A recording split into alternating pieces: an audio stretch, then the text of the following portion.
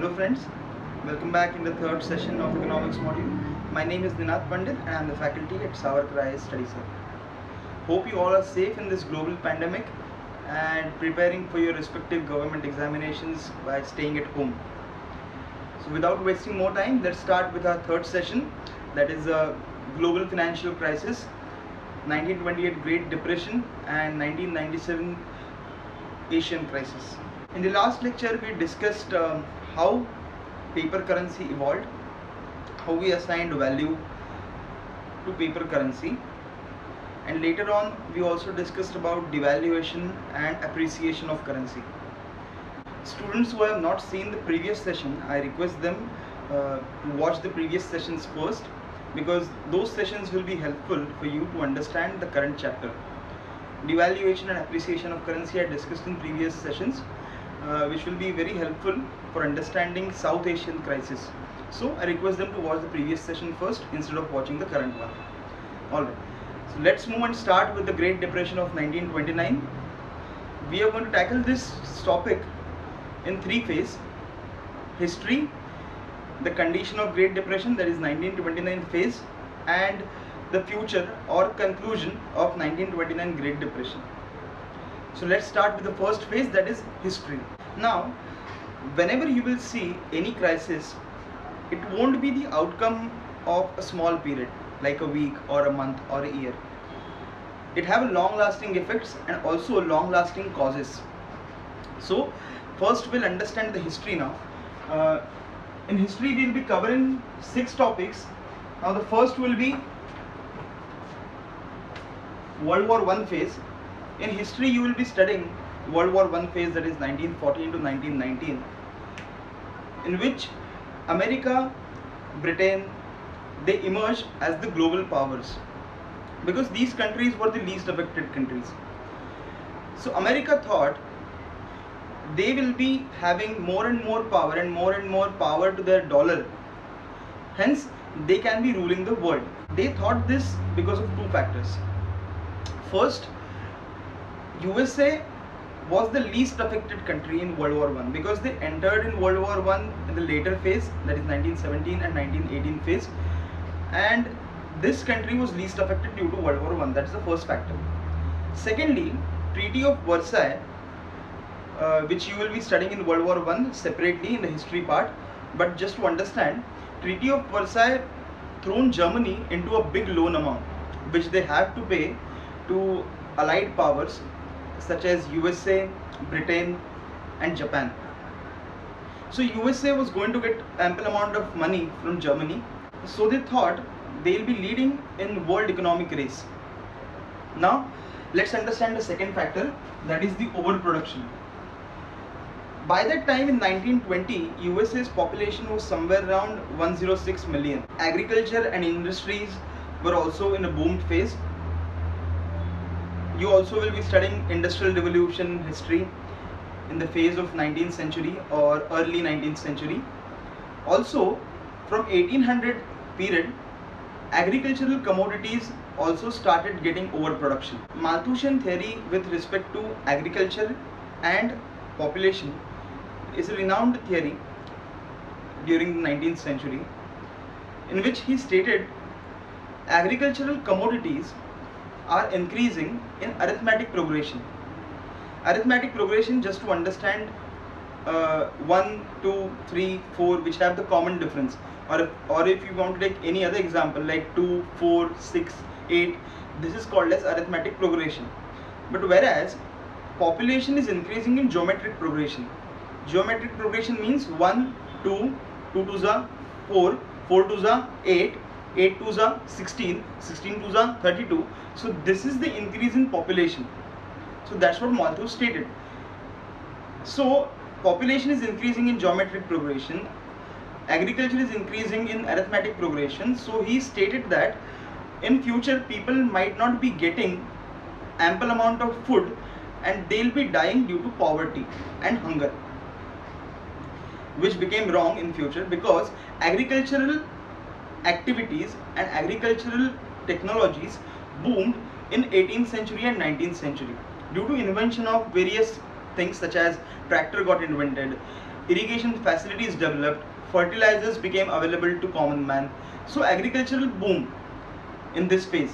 So overproduction of agricultural product, industrial products were also getting overproduced with respect to the population of USA. So this was also one more factor which will lead into the Great Depression of 1929. Now let's move to third factor, that is credit policy. After World War I, as I told you, US thought they'll be the leading in all economies across the world. So, and also there was overproduction of commodities such as agricultural goods as well as industrial goods. So US government came out with a policy that is buy now, pay later. Because there was a lot of commodities in the market, demand was not there with respect to their supply. So they had to give these commodities to people. So you can buy now and pay later, like credit card, how we are using current scenario. So people thought they can buy as many commodities as they can in the current period, and let's see when they can pay. Whenever they'll get money, they'll pay back for those commodities. So this will also lead again in Great Depression of 1929, just to make sure. Then the next factor is Liberty bonds. These bonds USA came out when they were in the World War I phase. Now we'll be dealing with bonds, stock market separately in our later sessions of economics. But I'll just give you a hint, and whatever we require, the content what we require to understand the Great Depression, I'll let you know about that content, and we won't be discussing these topics in detail about bonds and stock market. Alright, so just to make you understand, bonds mean a paper which is given by government to public, and government will be providing some kind of interest on those amount. So suppose government issued a bond of 100 rupees and government is stating they will give you interest of 8%. So whenever you will settle the bond, or whenever the bond will get mature means the period of that bond gets over, that means the maturity period. So whenever that bond you will sell, or whenever the bond gets mature, you might be getting 108 rupees. Again, this is the hypothetical condition. It's not always you will be getting 108 rupees. As you always hear, mutual funds are always subject to market risk, right? Now first understand why US government issued these Liberty bonds. US government stated the money raised by this bond will be used in World War I, and they'll be providing interest on those bonds. Now again, one more concept which is related to stock market. Government bonds always have higher value or higher trust value, because people think government will never lose their money, and whatever happens, government will return the amount paid by the people. So government bonds in the market will always have high trust value. A government won't run away like Vijay Mallya, right? If government run away, still another government will come and they'll think about the social security of people, and they'll return back the money if the money is taken away by another government. So these Liberty bonds were purchased by many people in USA, and they started getting faith or trust on these bond system, where they'll be start investing and they'll be getting return on that investment. It's the easy money, right? If you are investing somewhere, your money is safe, and also you are getting interest on that money, will be a good earning for you. That's what people thought, and they started getting more and more bonds. Now let's understand the fifth cause, that is non-regulated companies issuing bonds. Now as US government started issuing bond and they saw the response how people is providing to these bond system, they also started issuing various bonds of their company. Also they started issuing shares in lower price. Now again, as I told you, in share market we'll be discussing about these shares, how we buy shares, but just to understand and to have a clarity to understand the Great Depression, in share market, if I have a company which manufactures the X entity, I require some capital. Suppose I require capital of 100 rupees. I issue share of 10 rupees, 10 shares. People will buy these shares 10 rupees. I'll get a capital of 100 rupees. I'll invest that capital somewhere. I'll multiply this capital. I'll provide salary to my workers, and whatever profit I'll get from that profit, I'll give some amount or some dividend to people whosoever have invested or whosoever have taken my shares. This is a simplistic way. We'll be discussing in detail in share market chapter. Alright. So this is what happened. Companies whose share might have of 100 rupees, they started issuing for 50 rupees. So this created golden opportunity for people. Why? Because they are getting bonds or shares in a much cheaper price, and it's very good time for them to earn money. So people started buying shares on a huge quantity. When people started buying shares, companies understood that people have faith on share market and they are going to invest in our share or in our bonds, and we will be keep on getting capital for our business. So that's what the assumption was created for industrialists, right? But it's not correct, because share value is decided by demand and supply. As there was no regulatory body in US at that time, which was one of the reasons for the creation of crisis. So ultimate the point is that non-regulated companies started issuing bonds. Many companies entered into the market for doing this business. So to explain you quickly demand and supply of share value, if more and more people are buying shares, which means there is a huge demand for share, right? If there is a huge demand for share, the prices must go up, whereas the prices were going down and down. Alright, so prices were not regulated with the proper authority.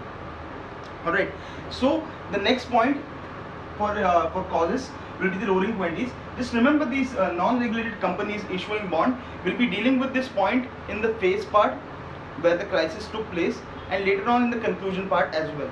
Alright, then the next point is roaring 20s.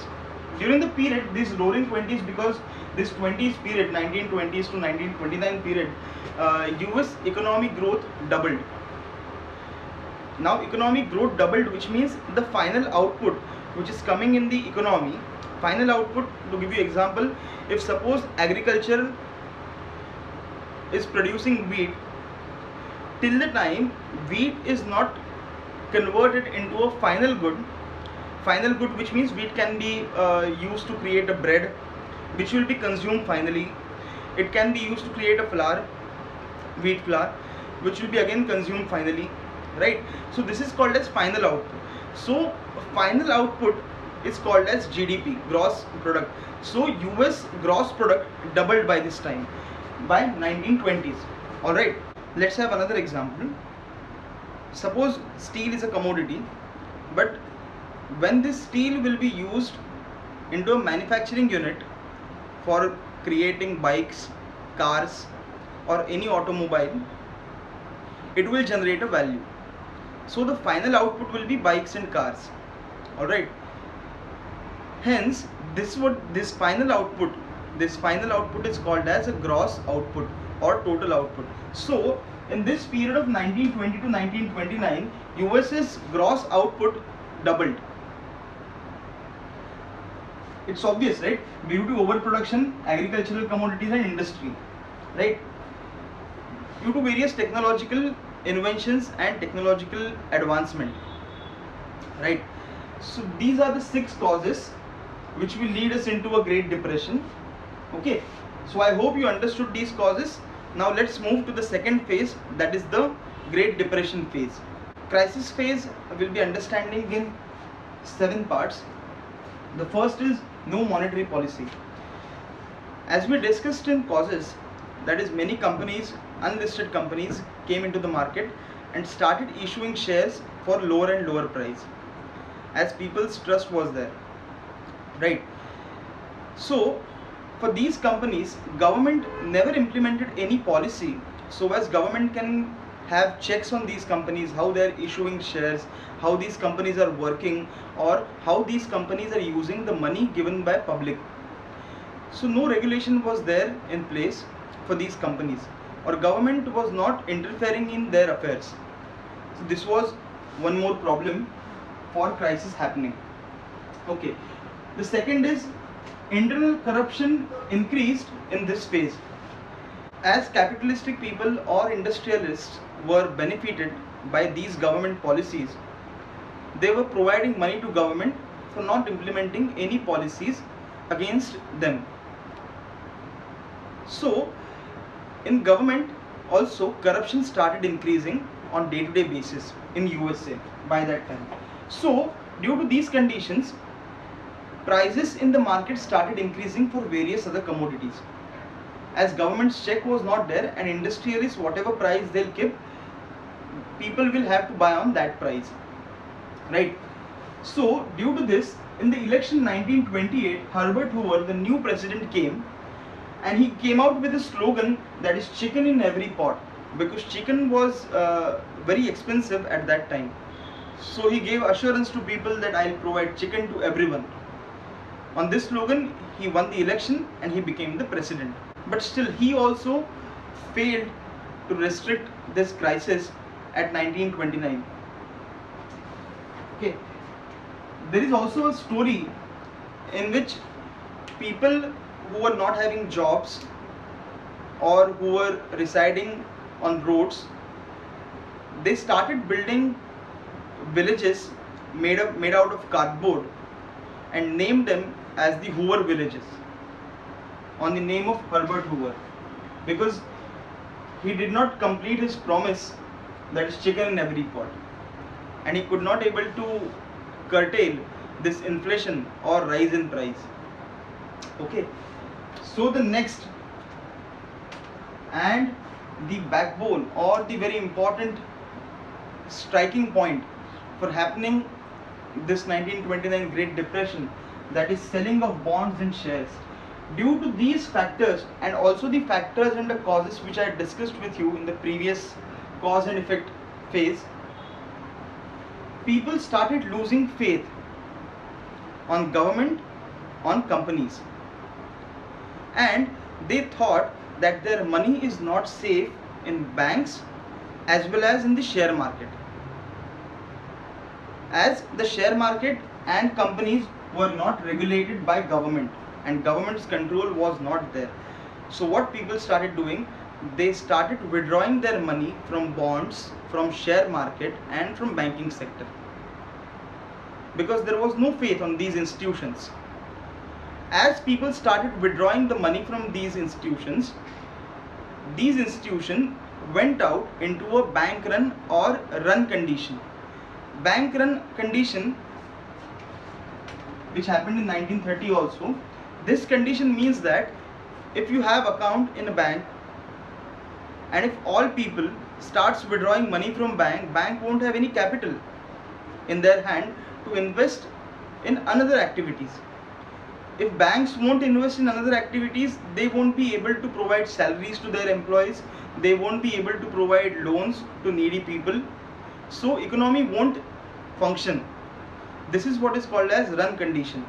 So before this 29 October 1929, which is also called as a Black Tuesday, because on this day share market collapsed, before a week ago people started withdrawing their money from shares in which they invested. Now have an example. Suppose I have business, I have issued 10 shares, I have 100 rupees in my hand, but I'll be investing this amount somewhere else as I want to do the business, right? So if people start asking for money back, then I can't give them money, I can't give their all money at the same time, because I have invested it somewhere, right? So when people started selling on a huge quantity,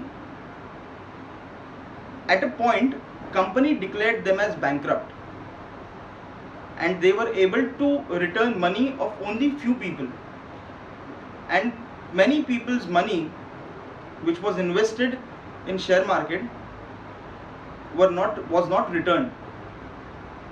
Okay, as companies declared themselves as bankrupt. So their money went into share market, and now they don't have any penny in their hand for their future expenses. Alright, now as share market collapsed and people started selling bonds, obviously there will be one more condition in the economy, which is called as unemployment.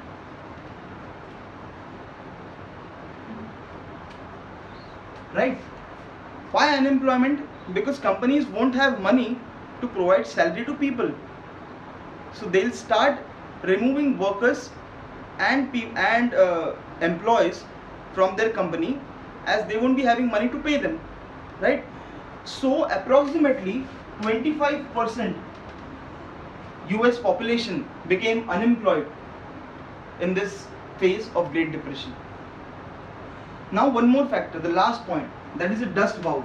Dust bowl means from farmland, which was overproducing in the previous phase, but still they were not having money to harvest it. There were no people to buy their goods, so they were not feeling that whatever produced they have did will get them a value in the market. So they stopped producing the agricultural commodities, and due to which they also started migrating to cities for new jobs. Due to which again one more condition happened, US agricultural produce reduced to its half.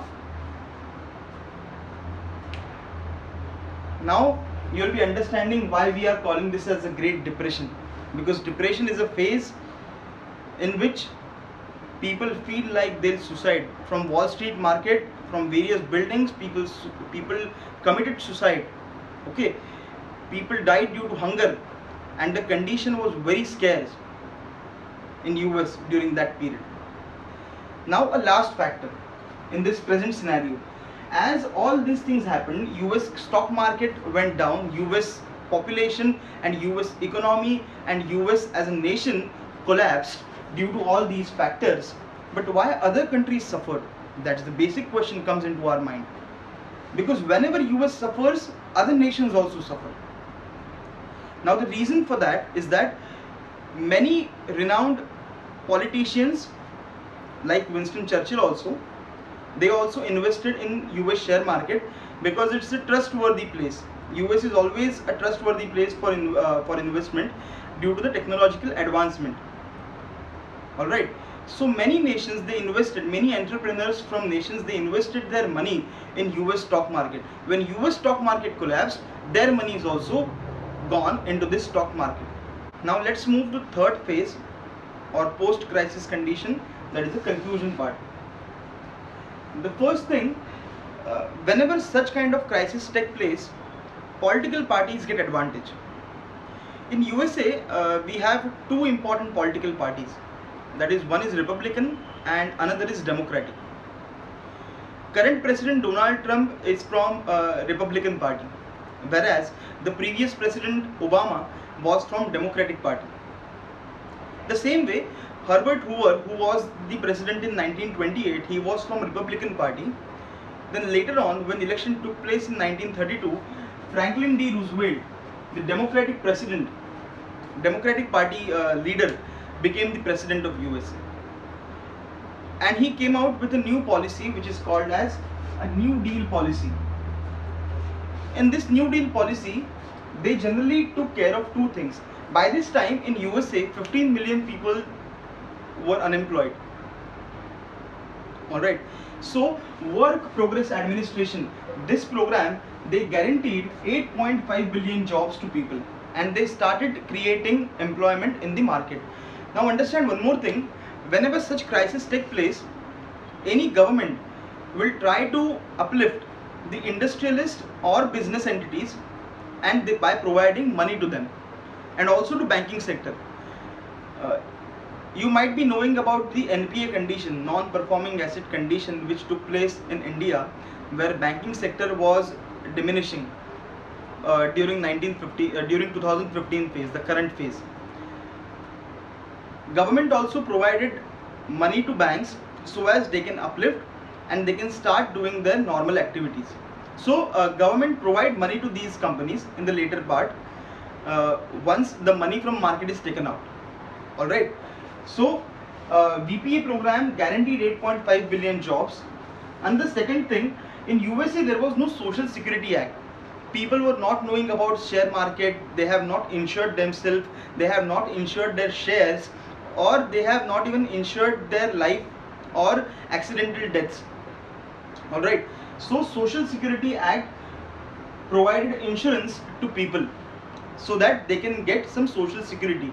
If something goes wrong, they can have insurance sector to go and ask and get their money back. All right. So these are two important things what New Deal policy did. Also, New Deal policy implemented the monetary policy of the economy. We discussed in cause part of this Great Depression, where there was no monetary policy take place, where there was no monetary policy in a place. All right, due to which many countries, they were many companies, they were issuing their shares based on their assumptions. So no government intervention was there. Also, John Maynard Keynes, he was the British economist. He suggested that without government intervention, no market must work.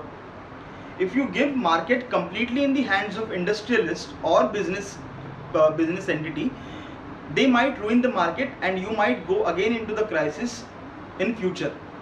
So government must regulate some basic norms so as these people must not become the dictator of market. So US implemented monetary policy. That's the first. That's the third thing. And lastly, the World War II. This Great Depression lasted, or this phase lasted for a decade. That is 10 years. Okay. So in 1941, when Japan attacked US on Pearl Harbor, US went into the war, World War II. So they required production. So due to this reason, again various production units started giving jobs to people. And for your understanding, this Great Depression phase lasted in US till 1945, till the end of World War II. Alright, so I hope you understood the cause, the crisis condition, and the conclusion part, which we have discussed from 1920s to 1945. This is how Great Depression took place and why other countries affected due to this Great Depression.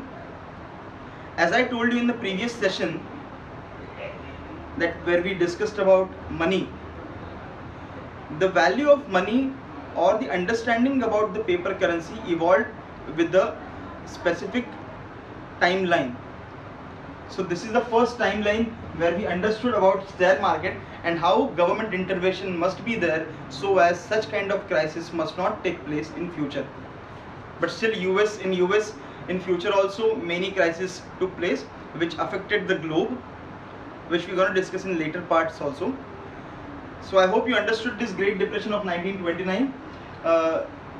In the later part, we're going to cover Asian crisis of 1997, which gave us a broader look about money and how various currencies across world related with dollar, which we discussed in second module also, gave us a new idea or a new dimension in that respect. Alright, so by that time, stay tuned. In the next session, we're going to discuss Asian crisis. Stay tuned, stay healthy, and thank you very much.